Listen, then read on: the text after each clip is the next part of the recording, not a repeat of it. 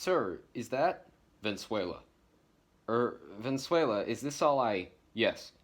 You mean that's all I have to. Mm-hmm. Ellen glowered uncertainly at the broomstick Vensuela had placed in his hands. Of course, only if you knew Vensuela would you realize that he had only provided Ellen with the broomstick. In other words, the stick of the broom. You see, the slender stick in Ellen's hands had no bristles attached to it. It was simply a pathetic, worthless piece of wood. The boy glanced up at Vensuela, trying not to reveal his despair. This is all you're giving me to clean your house? He queried in his most polite tone. Vensuela rolled his eyes twice around. Yes, he declared, very clearly. The clarity and volume of his voice caught Ellen by surprise. He was used to a deep, raspy growl from his elderly neighbor, and he looked up again, slightly shocked.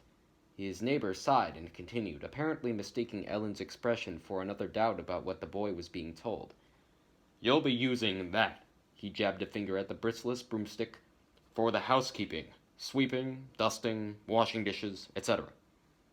Ellen stared, thunderstruck, at the wood in his hand, wondering how in Maine Vensuela expected him to wash dishes with a stick. Vensuela, on the other hand, appeared quite sure of himself, and seemed to figure that, or not really consider whether, Ellen did too. Jabbing his rigid finger at the floor, neighbor Vensuela stepped back to observe the younger boy's response. Ellen somehow supposed that his neighbor had gestured for him to clean the floor in some way, but he had quickly learned with this man not to jump to any hasty conclusions. Even so, the floor did seem to have the most prominent need for sanitation, at least from where he stood. Vensuela watched the boy with eyes like a hawk's as Ellen pondered over yet another dilemma. Well, Vensuela said, gesturing for Ellen to proceed. Ellen glanced at the floor. He leaned over and brushed it slightly with the stick. He looked up hopefully at Vensuela. Vensuela's eyes had not dropped to the floor, but were fixed determinedly on Ellen. His gaze unnerved Ellen slightly. The boy looked down. What was he supposed to do? He needed to play Vensuela's game. Ellen leaned down again and scraped the broomstick with a tiny bit more force than before. He could tell neighbor Vensuela was still watching him, so continued scraping the floor with the useless piece of wood in a sweeping motion, somewhat moving the mounds of dirt on the floor. He had almost begun to enjoy pretending to sweep the floor when his neighbor jumped in suddenly, causing him to jerk and nearly drop the stick. No, Vensuela stated. Did your mother not teach you how to sweep a floor? He gestured to the floor once more, and stepped out of Ellen's way, his drilling eyes glued to his younger neighbor. Doubtfully, Ellen did the same thing as before. Vensuela grunted and shook his head, then approached the boy and shifted the stick so it was higher in Ellen's hand. Ellen had no idea what difference this made, but repeated his process and continued scraping the floor with the stick. Vensuela looked both bewildered and clipped. He marched up to Ellen, who quickly gave him the stick. Like this, he told the boy. Leaning his cane against the wall, neighbor Vensuela grabbed the stick in both his hands and made the same movements as Ellen, only he held the stick about a foot above the ground. He glared at Ellen as if the boy should have known this for years. Ellen felt as if he had not spoken in months. Oh. His neighbor shoved the stick back toward him. Ellen took it. He tried his best at copying Vensuela's demo, but when he looked up, his neighbor was gone. Obviously, by the end of the day, Ellen had accomplished nothing. His arms were sore, his back was sore, and his neck, legs, and shoulders were sore, and, he noted angrily, it was all because he had spent the day sweeping the air for his neighbor. He had done exactly what was shown to him, held the useless broomstick in midair while swishing it back and forth, and it didn't affect anything at all, let alone the heaps of rubbish on Vensuela's kitchen floor. When Vensuela finally came back from wherever he had gone, he inspected the floor with repulsion. Throwing his arms out, he demanded, What is this? Ellen didn't know what else to say. It's a floor, Vensuela? Neighbor Vensuela nodded encouragingly. And how would you describe this floor, boy? He continued. Ellen looked up. This was the first time his elderly neighbor had called him boy in their entire lives as neighbors. In fact, it was the first time Vensuela had called him anything at all. The address felt like a cut. Vensuela was still watching him for an answer. Ellen didn't want to be rude, but he had to be honest, too. He searched the floor for a describing word he could pick up, and at the same time searched his vocabulary.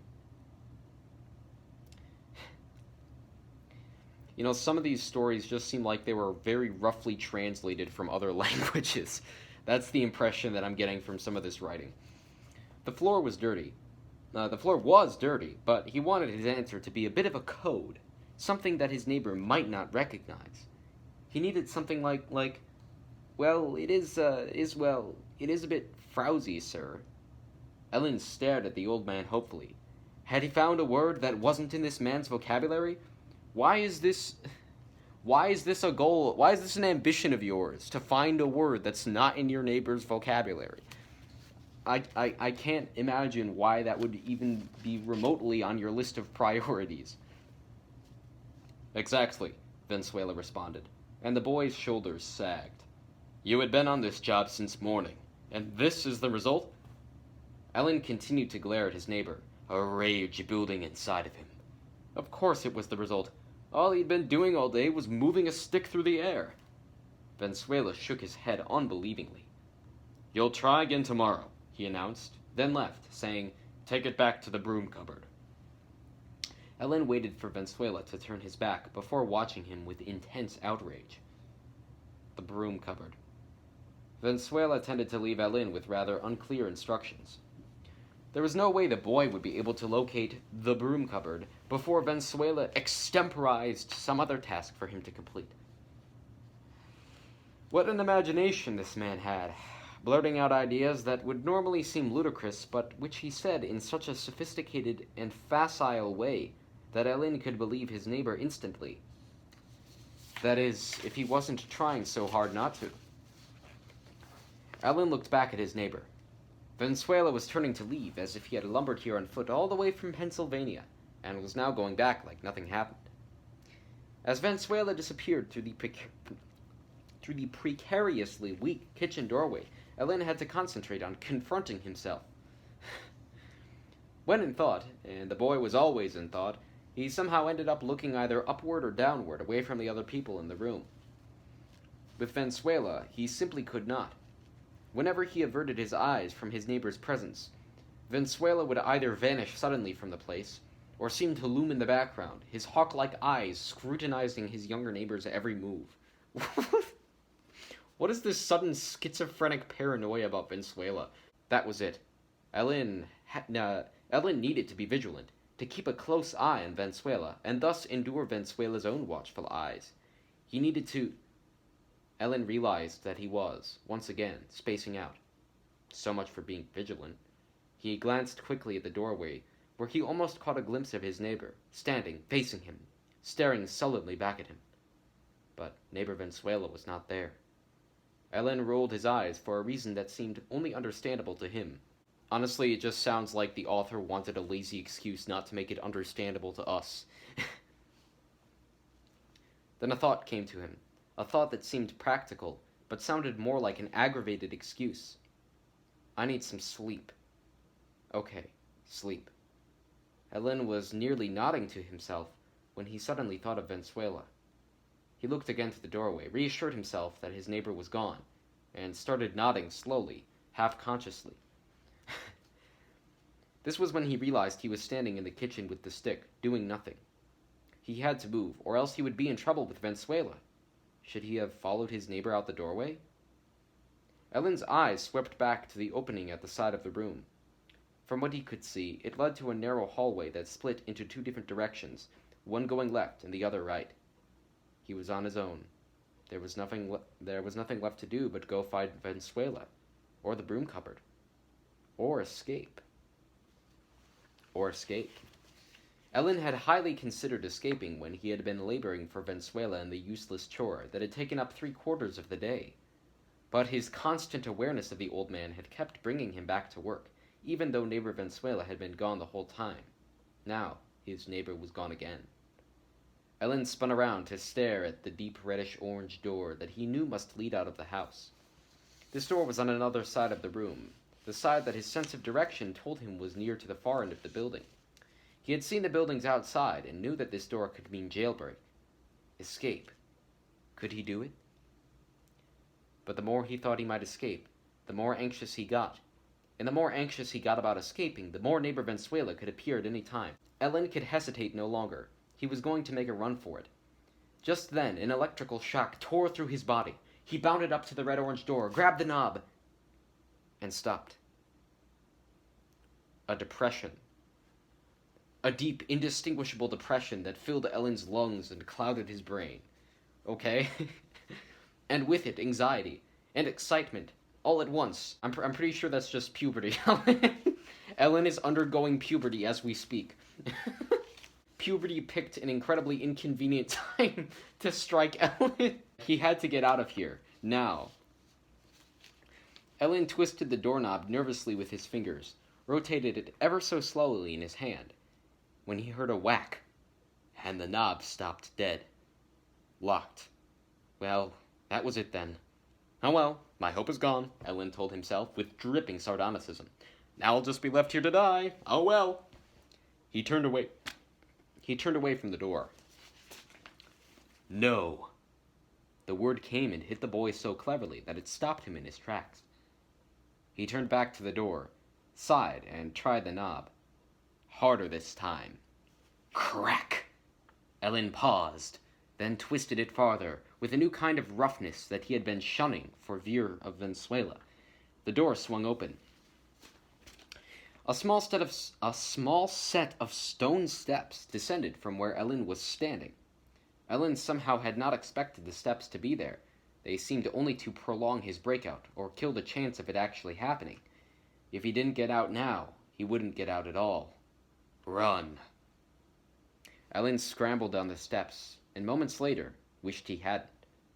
One important thing he needed to learn about his neighbor was, if this man didn't mind leaving heaping mounds of dirt on his own kitchen floor, then good management of icy steps wasn't his greatest policy either.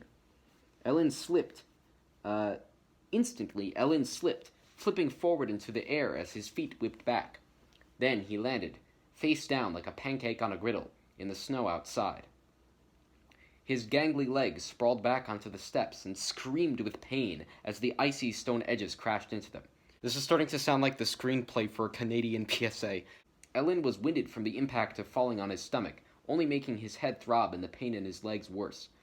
He wasn't exactly anticipant of getting up, but he couldn't let freezing snow and ice soak into his face and hands all night. He struggled into a more comfortable position and rested for a moment. Ellen's legs still had sharp knives dug into them, but he didn't think they were broken. He figured he would be in a lot more pain if that was true. He pulled himself slowly onto his feet, then collapsed back into the snow. He was grateful that at least wasn't onto the steps this time. 1 to 2 more falls like that, and he would have broken something. He forced himself to stand up again, but his legs, which were wobbling like straws tied to chunks of lard, kept wanting to give way. Not good. He managed to step, started to fall again, and balanced himself out just in time. This was not good. He couldn't break his legs. Suddenly, Ellen realized that the stick was still sitting peacefully next to the front steps. Well, that's convenient, he thought. At least there's one use for that miserable piece of wood. Ellen plodded on, making sure that each thrust of the cane fell with weight and force into the ground. Lying around helpless with 2 broken legs in an insane neighbor's yard was no option. Well, it is an option, and given the choices that you've been making throughout this story, a very likely one. He focused on the ground as his feet sunk into the snow. The snow helped him stay sturdy. Boy! Ellen jumped. Every inch of pain in his legs stretched into an extra muscle. Adrenaline rushed through him, and he almost forgot his pain. He leaped forward and stumbled down the yard, ignoring the aching and sharp pains that burned through him. Vensuela stood at the porch and raised his voice. Boy! He said over the fire in Ellen's head. He seemed calm, despite his deprecatory voice. Where are you going? Ellen's body felt like wings on a plane. It didn't move. Ellen moved it. Well, yeah, that's how the body works. You move it. It doesn't move you. This is a well-known fact. Except, of course, to those who profess biological determinism. Alright, you know what? I'm not going to be accepting any mind-body debates in my comment section. You keep that in your college essays. None of that pretentious shit in my comment section. The wind moved it. There was nothing aerodynamic about him, but somehow he managed to keep going, keep hoping, keep feeling like nothing. he, he had no vision of the future nor the past. All of the emotions and thoughts inside of him burst out, leaving him empty and forming an enigmatic mist around him that protected him from feeling anything else. He was on the street before his brain left the yard. He was off the block before his brain left the street. He was out of the neighborhood before he could think. As Alin's consciousness returned to him, he slipped, slowly but soon, out of his zone. The mysterious mist collapsed. The physical world bore into him. Where was he? Why was he here? Why was he afraid? Fear not, Ellen. Thy soul is written into the book of life. That is not a mosquito, that is a piece of lint. Anyway, where was I? What happened to his home, his safe haven, his mother? His mother. Ellen came to a startling realization. His mother must be worried by now, was all he could think as he slowed down to a walking pace. How long had he been running? Which direction had he gone? Oh, that was easy. He had taken off to the left of Vensuela's house, but where was he now? Like, that was a viable question. He didn't know where he was when he left his Pennsylvania neighborhood. How could he get back? Well, if he was in Maine like his neighbor had claimed. Wait, could he trust Vensuela? That's a question that would have done you very much good if you had asked it a lot sooner, my friend. If he was in Maine, Pennsylvania was about 12 hours from here in a car. How long did it take them to get here? Half a day, easily. He had kept track and ached enough. Speaking about aching, Ellen's leg pain had come back on him. Ellen had to stop, but he had to go home too. He needed to reach his neighborhood. He had to. He took a step forward, but it was all hopeless. There was no way he'd get there from here. He would find someone else, someone in this foreign place he could trust. But there was no one. No one except the police? Ellen had always honored policemen to be trustworthy in every situation, but he needed to think practically here. What would they do now? Hi, I kind of hate how my crazy neighbor makes me work so much, so could you drive me home? It's just 4 states away. Ellen knew better than that. I hate to interrupt your duties, gentlemen, but I believe I have been abducted by one of my own neighbors, who has taken me far from home, and who I theorize may also possess some idiosyncratic inconsistencies. Seriously, it's like somebody took text from a different language, stuck it in Google Translate, and called it a day. Really? There had to be another way. Besides, didn't abduction have to do with relatives?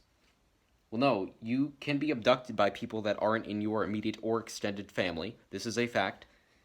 There was no way for Ellen to escape. Vensuela was the only person he knew in this entire state, and the only one he could sort of trust. At least Vensuela hadn't given him any more than a hard-working day of pointless labor and a yelling spell so far. He could call his mother, but what would he say? Hi, Mom. Neighbor Vensuela took me to Maine. Can you come pick me up? Color rushed to Ellen's cheeks. That sounded dumb and childish, to have even allowed Vensuela to drive him anywhere. Why had he done it?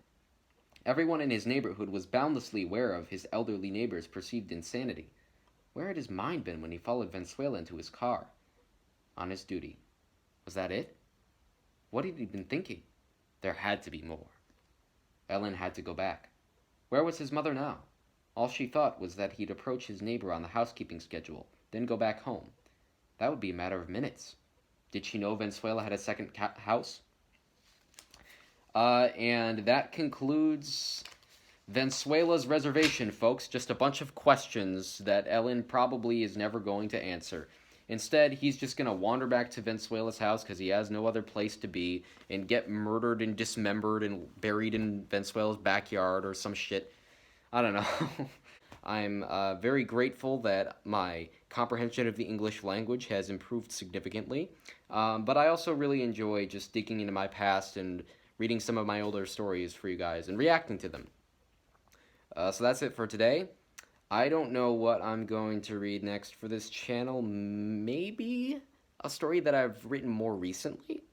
Or maybe I'll flip through some of the journal entries I wrote for English class when I was 8 and react to those instead. Possibilities are endless. Well, regardless of what happens, I will see you guys when it does happen. Goodbye. I need an outro.